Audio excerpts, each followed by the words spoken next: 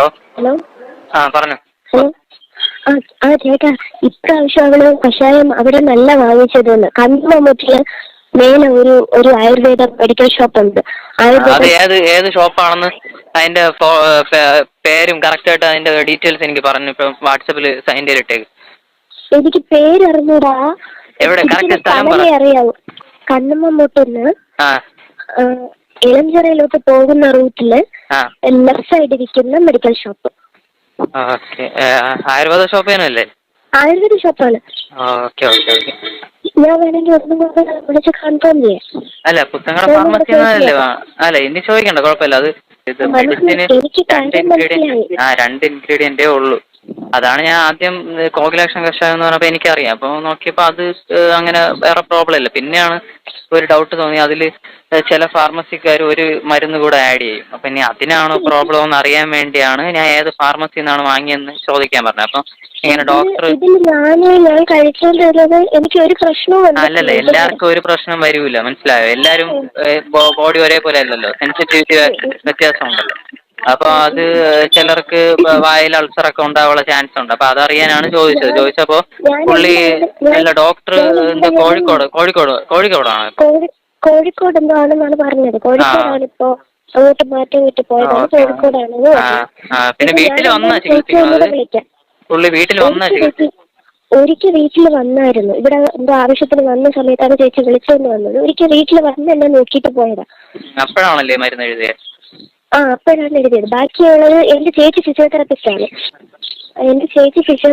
അപ്പോൾ അവള് ആണ് ബാക്കിയുള്ള കാര്യങ്ങളൊക്കെ നോക്കുന്നതൊക്കെ. അല്ലാതെ പുറത്തൊരു ആയുർവേദ ഹോസ്പിറ്റലിലൊക്കെ പോയിട്ട് എനിക്ക് ബുദ്ധിമുട്ടിന് കുറവൊന്നുമില്ലായിരുന്നു. ഞാൻ അറിയാം, പറഞ്ഞിട്ടുണ്ട്. അത് മനസ്സിലായി. അപ്പൊ ഇത് ഞങ്ങളപ്പോ അതിന് നോക്കിക്കോളാം. കാരണം അതിന് എന്തെങ്കിലും പ്രോബ്ലം ഉണ്ടോന്ന് അറിയണം. എങ്കിലേ കറക്റ്റ് ആയിട്ട് ഇപ്പം ഡയഗ്നോസ് ചെയ്യാൻ പറ്റിയിട്ടില്ല എന്താണ് പ്രശ്നമെന്ന്. അപ്പൊ അത് ഇല്ല, കുഴപ്പമില്ല. എന്നാലും അവന് ഇൻഫെക്ഷൻ ഒക്കെ ഉണ്ട്.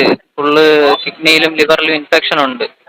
അപ്പൊ അതിനിപ്പോ ഇത് എന്താണെന്ന് അറിയണം. അതിനുവേണ്ടിയാണ് നിങ്ങളുടെ അടുത്ത് ചോദിച്ചത്. അപ്പൊ നിങ്ങൾക്ക് നമ്പർ തരാൻ പേഴ്സണൽ നമ്പറാണ്. ഞാൻ എന്തായാലും ചേച്ചിയെ വിളിച്ച് ഒന്നുകൂടെ മരുന്ന് ഇവിടെ നിന്ന് വാങ്ങിച്ചു കൺഫേം ചെയ്ത് ചോദിക്കാം. മരുന്ന് പുത്തങ്ങടയെന്ന് പറഞ്ഞതല്ലേ, അത് ഞങ്ങൾക്കിപ്പം കിട്ടിയിട്ട് വേറെ ആവശ്യമൊന്നുമില്ല. പുത്തങ്ങടയാണെങ്കിൽ പോയി അന്വേഷിക്കാന്നുള്ളതേ ഉള്ളൂ. പുള്ളിയുടെ നമ്പരോ പ്രിസ്ക്രിപ്ഷനോ കിട്ടുമെങ്കിൽ അതൊന്ന് തന്ന വലിയ ഉപകാരമായിരുന്നു. അല്ലെങ്കിൽ കുപ്പിയുടെ പേര് നിങ്ങൾ കുപ്പി കഴുകി എന്തോ വെച്ചെന്ന് പറഞ്ഞില്ലേ? സ്റ്റിക്കർ എന്തോ കളഞ്ഞിട്ട് കഴുകി എന്തോ വെച്ചോ? അപ്പൊ അതിന്റെ അടപ്പിന്റെ ഫോട്ടോ ഒന്ന് എനിക്കൊന്ന് ഇപ്പൊ എടുത്തിട്ടൊന്ന് അതിന്റെ വാട്സാപ്പിൽ ഒന്ന് അയച്ചാൽ മതി. കുപ്പിയിലൊരു ഒന്ന് നോക്ക്, നീ ഫോട്ടോ എടുത്തിട്ട് അതിന്റെ ഫോട്ടോ ഒന്ന് അടിച്ചേ. എല്ലാത്തിലും കുപ്പിയിൽ ഫാർമസി എന്ന് പറഞ്ഞ കുപ്പി ആകുമ്പോഴത്തേക്കും അടപ്പിൽ ലേബൽ ഉണ്ടാവും, അല്ലാതെ പറ്റൂലല്ലോ. ഞാൻ ഇതല്ലേ ആയുർവേദ ഡോക്ടറല്ലേ, എനിക്കറിയാലോ. ഫുൾ ബോട്ടിലല്ല തന്നത്, എനിക്ക് പകുതിയോളം ഒഴിച്ചാണ് തന്നത്. പിന്നെ സ്റ്റിക്കർ ഇളക്കി കളഞ്ഞെന്ന് പറഞ്ഞു. അവിടെ പിന്നെ ലേബിളൊന്നും ഇല്ല. അതിനൊക്കെ പറഞ്ഞ ദിവസം ഞാൻ ഓടിപ്പോയി അതിനെടുത്ത് നോക്കി. മേ ബി അതിൽ എഴുതിയിട്ടുള്ള നെയിം ഒന്നും ഞാൻ നോക്കിയിട്ടില്ല. തരാറാണ് പതിവ്.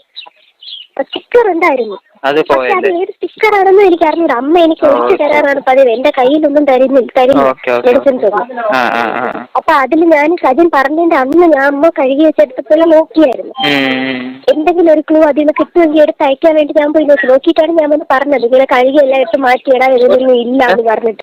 അങ്ങനെയാണ് അതുകൊണ്ടാണ് ഞാൻ അന്ന് അവന്റെ അടുത്ത് പറഞ്ഞത് അതൊന്നും കിട്ടാനുള്ള ചാൻസ് ഇല്ല എന്ന് ഞാൻ കുടിച്ചിട്ട് എങ്ങനെ ഛർദ്ദിച്ചത്? ഏത് കളറായിരുന്നു? ഗ്രീൻ കളറായിരുന്നു.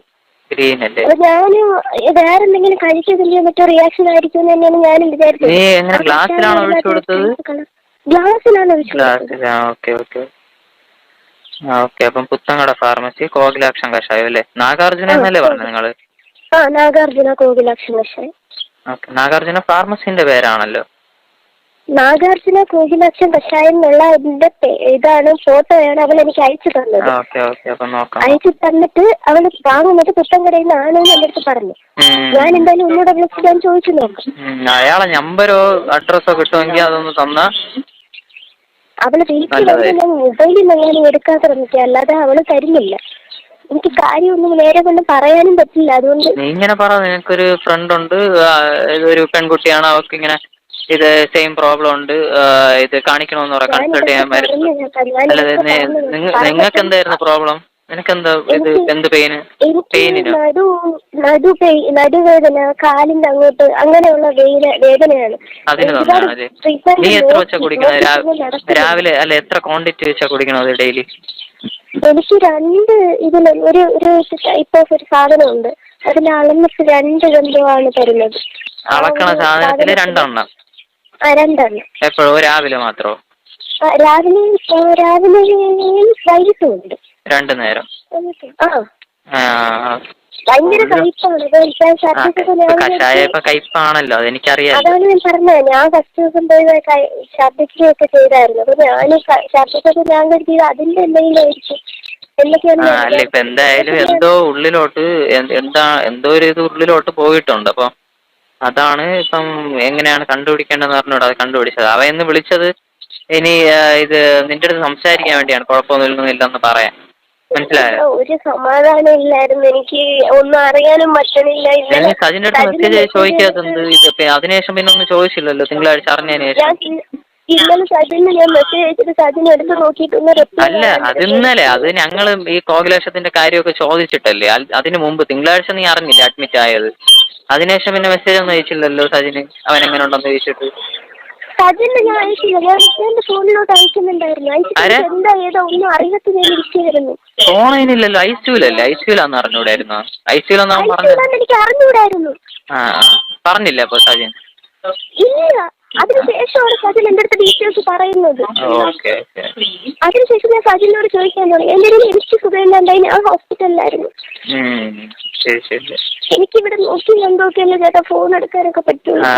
അല്ല, ഈ ഹോസ്പിറ്റലിലെ ഡോക്ടർമാരിങ്ങനെ അവർക്കിങ്ങനെ ഒരുപാട് മരുന്നിൽ എന്തെങ്കിലും റിയാക്ഷൻ ആണോന്നാണ് അവർക്കുള്ള ഡൗട്ട്.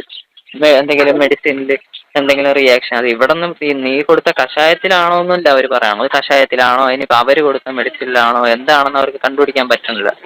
അങ്ങനത്തെ ഒരു സ്റ്റേജിലാണ്. അപ്പൊ അതാണ് നമുക്ക് എന്തെങ്കിലും ഇത് കിട്ടിയ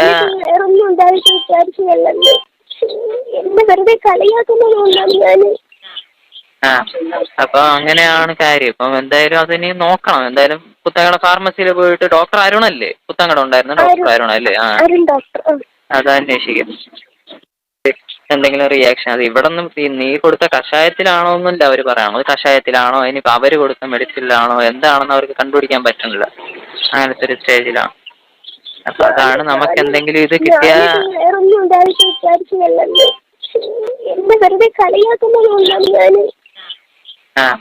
അപ്പൊ അങ്ങനെയാണ് കാര്യം. ഇപ്പം എന്തായാലും അതിനി നോക്കണം. എന്തായാലും പുത്തങ്കട ഫാർമസിയിൽ പോയിട്ട് ഡോക്ടർ അരുണല്ലേ പുത്തങ്കട ഉണ്ടായിരുന്ന ഡോക്ടർ അരുണല്ലേ?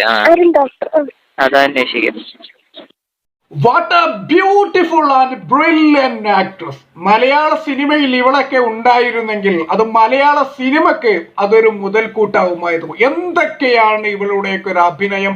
ഓസ്കാർ അല്ല, അതുക്കും മേലെ എന്തെങ്കിലും അവാർഡ് ഉണ്ടെങ്കിൽ തീർച്ചയായിട്ടും നമ്മൾ മലയാളികൾക്ക് വേണ്ടി ഇവളത് കൊണ്ടുവരുമായിരുന്നു. What a beautiful actress. അതിനേക്കാളും ഉപരി ബ്രില്യന്റ് ആയ ഒരു ക്രിമിനൽ തന്നെയാണ് ഇവൾ. കൂടുതലായിട്ടൊന്നും പറയേണ്ട ഒരു ആവശ്യമില്ല, നിങ്ങൾക്ക് എല്ലാം മനസ്സിലായിട്ടുണ്ടാവും. കമന്റ് ബോക്സ് ഓപ്പൺ ആണ്. തീർച്ചയായിട്ടും ഈ ഒരു രാക്ഷസിക്ക് നിങ്ങൾക്ക് മറുപടി കൊടുക്കണമെന്നുണ്ടെങ്കിൽ തീർച്ചയായിട്ടും കമോൺ എന്റെ കമന്റ് ബോക്സിലോട്ട് പോരൂ.